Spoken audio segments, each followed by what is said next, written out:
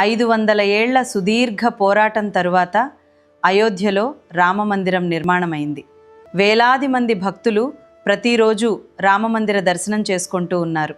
సర్వమంగళకారుడైన బాలరాముని దర్శనం శుభకరం. అంతటి మహోన్నతమైన రామమందిర నమూనాను ఎల్దూరు వాసవి దేవాలయంలో ఏర్పాటు చేశారు. ఆ దృశ్యాలను చూసేద్దాం రండి. నమస్కారం, మీరు చూస్తున్నారు అమ్మా వాసవి యూట్యూబ్ ఛానల్. జై శ్రీరామ్, జై వాసవి. ఎల్దూరు పుణ్యభూమి భక్తి పరవశంతో పులకించిపోయింది. గౌరవనీయులైన విశిష్ట అతిథులకు గ్రామ ప్రజలు, భక్తులు నీరాజనాలు పలుకుతూ అపూర్వ ఘన స్వాగతం పలికారు. మేళతాళాలు, మంగళ వాయిద్యాలు, జయ జయ ధ్వానాల నడుమ అంగరంగ వైభవంగా సాగిన ఈ శోభాయాత్ర చూపరులను కనువిందు చేసింది. భక్తి ఉత్సాహాలు వెల్లువెత్తగా ఊరేగింపుగా సాగుతూ చివరకు సర్వాంగ సుందరంగా ముస్తాబైన శ్రీ వాసవి కన్యకా పరమేశ్వరి అమ్మవారి దివ్య సన్నిధికి చేరుకున్నారు. భక్తిభావం, ఆత్మీయత కలబోసిన ఈ మహోత్సవం ఎల్దూరు చరిత్రలో ఒక సువర్ణాక్షర ఘట్టం.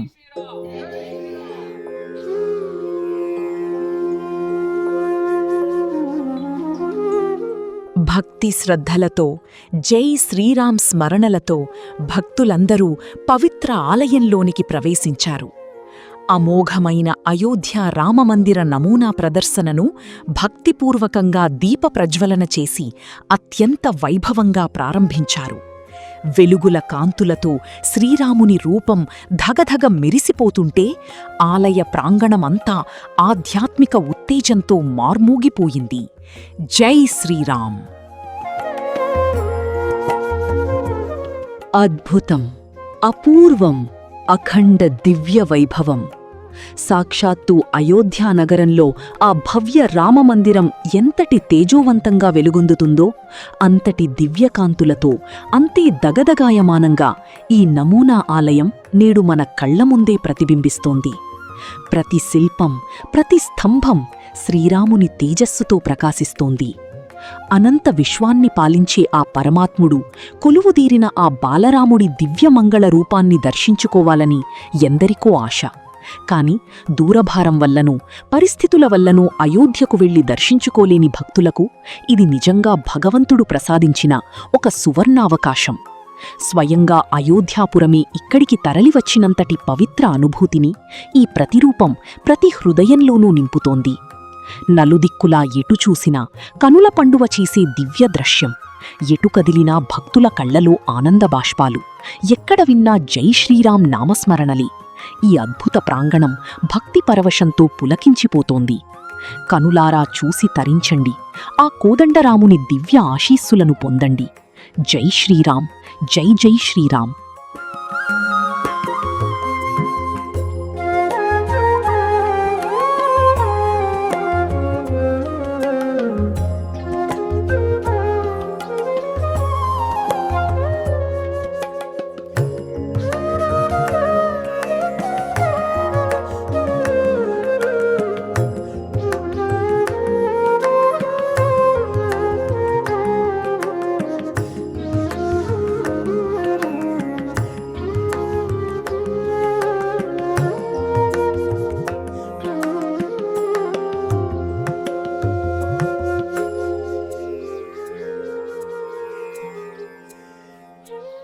అనంతరం ఆలయంలో కొలువుదీరిన శ్రీ వాసవి కన్యకా పరమేశ్వరి అమ్మవారు దివ్యమంగళ స్వరూపిణిగా అత్యంత శోభాయమానంగా విశేష అలంకరణలో దర్శనమిచ్చారు.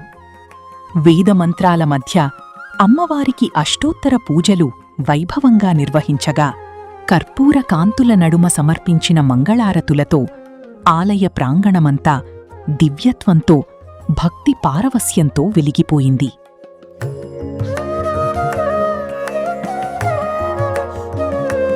ఈరోజు మన ఎల్దూరు పట్టణానికి ఒక విశేషమైన కనుక పరమాత్మ వాసవి మాత ద్వారా వారికి అనుగ్రహం కలిగింది. ఇలాంటి పెద్ద కార్యక్రమం చేయాలంటే చాలా శ్రమ తీసుకోవాలి, చాలా శ్రద్ధా భక్తులు ఉండాలి. అన్నిటికంటే ముఖ్యంగా శ్రద్ధా భక్తులు అనేవి ఎక్కడ ఉంటాయో అక్కడ పరమాత్మ వస్తాడు, పరమాత్మ ఉంటాడు అనే ఒక నమ్మకం ఉంది. ఈ ఊరి వారికి పరమాత్మ ఆశీస్సులతో, వాసవి మహాదేవి కృపతో అన్ని అనుకూలతలు కలగాలి, ఇంకా అభివృద్ధి చెందాలి. ఊరిలోని మన ఆర్య వైశ్య కుల బాంధవులందరికీ ఆ తల్లి ఆశీస్సులు ఇవ్వాలని కోరుకుంటున్నాను. ఇంకోటి ఏంటంటే, ఇలాంటి విషయంలో ఇంత శ్రద్ధతో, ఇంత భక్తితో చేయడం చాలా విశేషం. ఇది మన ఆర్యవైశ్య కులానికి ఒక గర్వకారణం అని చెప్పవచ్చు. ఇది చాలా చాలా చాలా ఆనందంగా ఉంది. ఇక్కడికి రాగానే మన మున్సుబ్బాయి శెట్టి గారు, సాయారమ్మ గారు ఈ స్థలం ఇచ్చినందుకు, అది కూడా బజార్ వీధిలో మంచి చోటు ఇవ్వడం ఒక విశేషం. వారిపై పరమాత్మ అనుగ్రహం ఉండాలి. ఇక్కడ ఉన్న వారందరికీ ఆ తల్లి ఆశీస్సులు లభించాలి. అందరికీ మేలు జరుగుతుంది. ఎందుకంటే ప్రతి ఒక్కటి మనం ఎన్నో చోట్ల చూసాము, అక్కడికి వెళ్ళాము. ఆ తల్లి ఆశీర్వాదం అనేది చాలా ఉంది.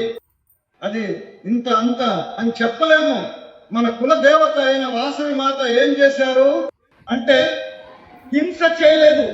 విష్ణువర్ధన మహారాజు ఆమెను మోహించినప్పుడు ఆ తల్లి ఒక్కరిని కూడా చంపకుండా, ఒక్క ఇబ్బంది పెట్టకుండా, రాముడి విష్ణు కాలంలో ఎంతో జరిగింది. కలియుగంలో మన వాసవి మాత ఒక్కరికి కూడా ఇబ్బంది ఇవ్వకుండా, నిజానికి ఆయన చేసిన ఈ కార్యక్రమం చాలా స్పెషల్.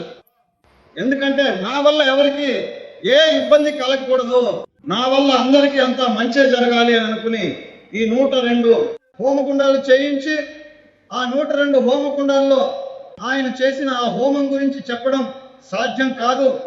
వాసవి మాత అనుగ్రహం చాలా గొప్పది. ప్రతి ఒక్కరూ, మిగతా వాళ్ళు కూడా దారిలో వెళ్తూ వెళ్తూ అమ్మవారిని దర్శించుకుంటారు. ఇది అందరికీ ఎంతో మేలు చేస్తుంది. దైవ కృప అందరికీ బాగుంటుందని ఆశిస్తున్నా ఈ చిన్న మాటలను ముగిస్తున్నాను. ఈ రోజు ఎల్లూరులో విశేషం ఏంటంటే, ఈయన మూర్తి చిన్నదైన కీర్తి చాలా గొప్పది. మన వైశ్యుల ఇళ్ళు చాలా తక్కువగా ఉన్నాయి, 40 ఇళ్ళు మాత్రమే. అయినా ఆ 40 ఇళ్ళ వారు ఏకమై ఈ కార్యక్రమాన్ని సక్సెస్ చేయాలని గట్టిగా సంకల్పించి ఈ కార్యక్రమాన్ని విజయవంతం చేశారు. ఈ ప్రోగ్రామ్ సక్సెస్ అవ్వడానికి వెనుక ఎంతమంది కష్టపడ్డారో వాళ్ళందరికీ థ్యాంక్స్ చెప్పాలనుకుంటున్నాను.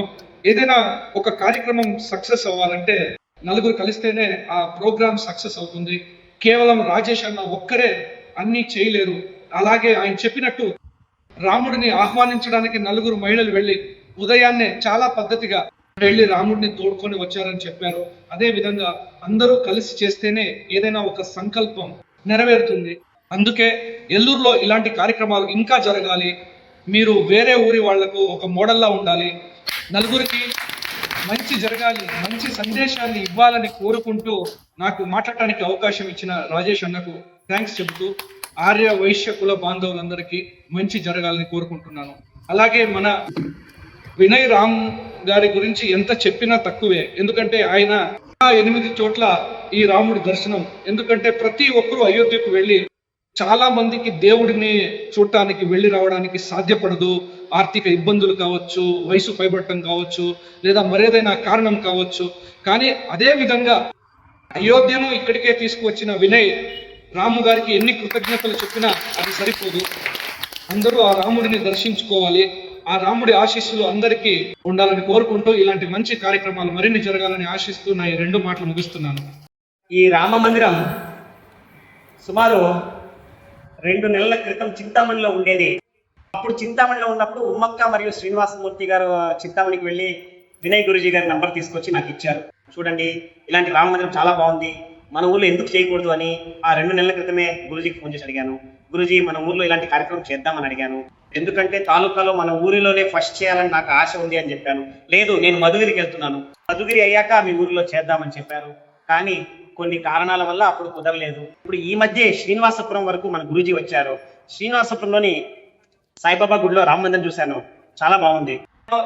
నేను ఆలోచించాను, ఇప్పుడు అయోధ్యకు వెళ్ళి రామ మందిరం చూడటం అందరికీ చాలా కష్టం. ఎందుకంటే ఎవరో స్తోమత ఉన్న వాళ్ళు వెళ్ళగలరు, కానీ సామాన్యులకు కష్టం. సరే, మన ఊరిలో కూడా ఇలాంటి కార్యక్రమాన్ని చేద్దాం అనుకున్నాను. ఈ కార్యక్రమం మన ఊరిలో చేసి స్కూల్ పిల్లలందరికీ కూడా ఇలాంటి కార్యక్రమం గురించి చెబుదాం, రామ మందిరం గురించి అందరూ చూడాలి అనే ఉద్దేశంతో మళ్ళీ నేను గురూజీ దగ్గరికి వెళ్ళి మాట్లాడాను. ఉమ్మక్క అందరూ నాతో వచ్చారు. నేను వచ్చి మాట్లాడగానే ఆయన సంతోషంగా ఒప్పుకుని ఇక్కడే చేద్దామన్నారు. కానీ నేను లేదు గురువు గారు, ఇది అవ్వగానే అందరూ షిఫ్ట్ అవ్వాలి, మిమ్మల్ని వేరే ఎక్కడికి వెళ్ళనివ్వమని చెప్పడంతో ఆయన సంతోషంగా ఒప్పుకున్నారు. అలా అందరూ కలిసి ప్రోగ్రామ్ చేశారు. అందరూ కూడా చూడాలి, చూసిన వాళ్ళు మీ గ్రూప్స్ లో దీన్ని షేర్ చేయాలి. మేము దీనికోసం ఒక యూట్యూబ్ ఛానల్ పెట్టాము, ఆనంద్ బాబు గారు ఇచ్చిన యూట్యూబ్ లింక్ పెట్టాము. మీకు తెలిసిన వాళ్ళందరికీ దీన్ని పంపండి, వాళ్ళు ఇంకొకరికి పంపాలి, ఇది ప్రచారం అవ్వాలి. ప్రతి ఒక్కరూ రామ మంత్రాన్ని చూడాలన్నదే మా ఉద్దేశం. శ్రీరాముడు అందరినీ కాపాడాలనే ఉద్దేశంతో మేము ఇలాంటి కార్యక్రమాలు చేస్తున్నాము. దయచేసి అందరూ చూసి ఆనందించండి. మీ ఊర్లలో మీ చుట్టుపక్కల ఉండే వాళ్ళందరికీ ఈ కార్యక్రమం గురించి చెప్పి ఈ విషయాన్ని స్ప్రెడ్ చేయాలని అందరినీ కోరుతున్నాను. ఇది రామ మందిరం. మా గురువు గారు 108 ప్రదర్శనలు చేయాలని భీష్మ ప్రతిజ్ఞ చేశారు. శ్రీనివాసపురంలో 110 అయ్యాయి, మాకు 110 దొరికాయి. ఈ 111 ప్రత్యేకత ఏంటంటే శ్రీరాముడి నుదుటి మీద 3 నామాలు ఉంటాయి. మీరందరూ చూశారు కదా, 3 నామాలు చూసారా? ఆ భూనామం అంటే 111 అంటే 111 అయ్యింది. ఆ 111వ ప్రదర్శన హిందూపురంకి దక్కడం నిజంగా అందరి సౌభాగ్యం. అవును కదా, ఇది మళ్ళీ కావాలన్నా ఎవరికి దొరకదు. 3 నామాలు కావాలంటే 211 అవుతుంది. మళ్ళీ ఉదయం 6:30కి గుడి తీస్తాము. 6:30 నుండి ప్రదర్శన ఉంటుంది. సుమారు 13వ తేదీ నుండి 20వ తేదీ వరకు ఈ కార్యక్రమం ఉంటుంది. నేను గురుజీకి చెప్పాను, గురుగారు 20వ తారీఖు వరకు అవ్వదు, ఇంకో 5-6 రోజులు ఖచ్చితంగా ఎక్స్టెండ్ అవ్వాలని నిన్ననే చెప్పాను. మళ్ళీ దీని తర్వాత ములుబాగిల్లో ఇలాంటి ప్రోగ్రామ్ చేయాలని నేను సుబ్బన్న మాట్లాడదాం అనుకున్నాను. ములుబాగిల్లో ఏదైనా మంచి ప్లేస్ దొరికితే సుబ్బన్న గారు హెల్ప్ చేస్తే ములుబాగిల్లో చేస్తానంటే ఖచ్చితంగా చేస్తాం. మళ్ళీ ములుబాగిలు తర్వాత మా ఎల్లూరు అవ్వగానే ములుబాగిలు అని గురువు గారికి మొన్ననే చెప్పాము. మీరు ములుబాగిల్లో ఇలాంటి విశాలమైన ప్లేస్ ఇస్తే ఈ ప్రోగ్రామ్ ములుబాగిలు తర్వాత మళ్ళీ నంగిలికి వెళ్ళాలని గురువు గారికి చెప్పాను. దానికి వీళ్ళు ఒప్పుకున్నారు. అలా మీ చుట్టుపక్కల ములుబాగిలు, నంగిలి లాంటి పెద్ద పెద్ద టౌన్స్ ఏవైతే ఉన్నాయో, తాయనూరు లాంటి అన్ని చోట్లకి మన శ్రీరామ మందిరం వెళ్ళి రావాలి. అందరూ శ్రీరామ మందిరాన్ని చూడాలనేది నా ఆశ.